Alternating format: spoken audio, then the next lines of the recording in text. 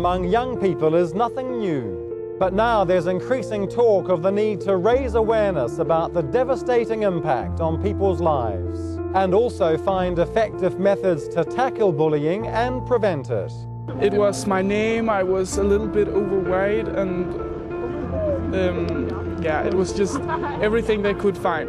I was very sad, and I came home after school every day and cried.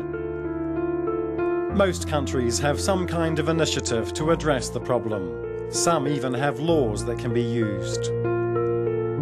But with bullying behaviour also now an issue in cyberspace, there's increasing debate about what's the best solution.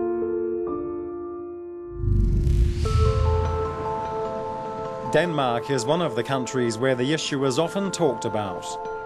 Surveys in the late 90s showed that a quarter of 11 to 15-year-olds had experienced bullying among children. We spoke to one teenager who suffered harassment over a 4-year period. My teachers, they helped me all what they could, but it didn't help on the students, so I had to change my school. And what kind of bullying was it? It was like bullying with my name, what my name is. Like they didn't thought I was Danish, and they bullied me with that I was fat. They was just bullying me with everything I said, everything I did. So I had to change my school. In many countries, anti-bullying efforts are focused on encouraging children to seek help.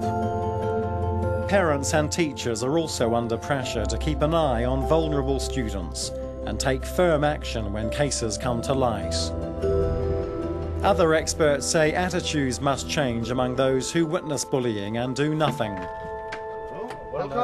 In Denmark, there's another innovative approach, and that's tackling the issue as early as possible.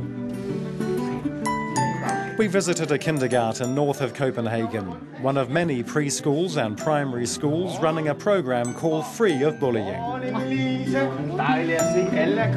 It's a joint project of Save the Children Denmark and a foundation set up by the country's Australian-born Crown Princess Mary.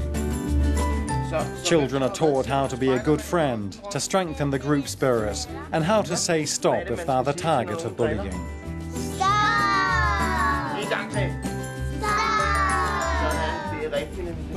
Are you allowed to bully?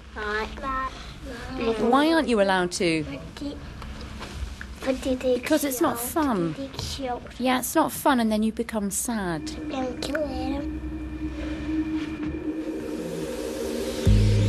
Massaging each other is another key element of the program, to encourage empathy.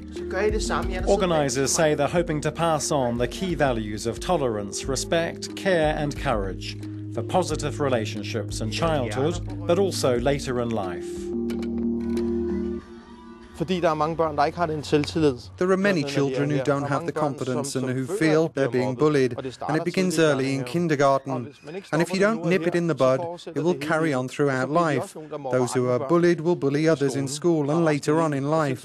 And as an adult, if you've been bullied, you're more likely to do it to somebody else. So we feel it's important to stop the bullying here.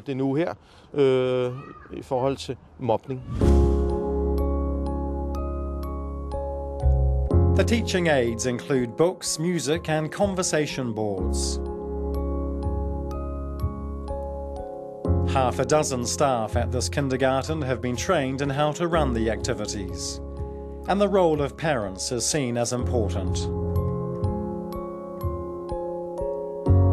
The mother of one little boy taking part says she's definitely seen positive results.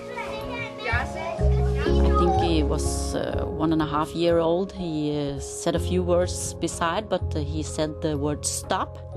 Like in always, he said stop when he doesn't like something.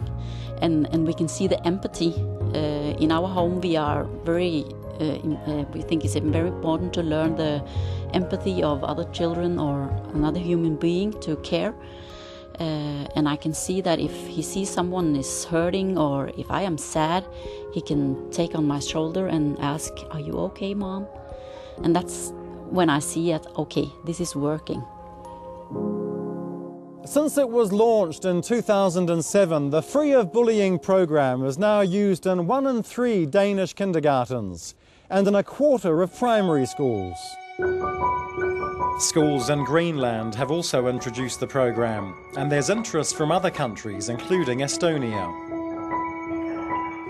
There's confidence in Denmark that attitudes are changing for the better, with surveys suggesting that incidents of bullying are on the decrease. On a European level, the EU is also studying what further action it can take. Experts say there's also a need to identify and spread the word about good practices that get results.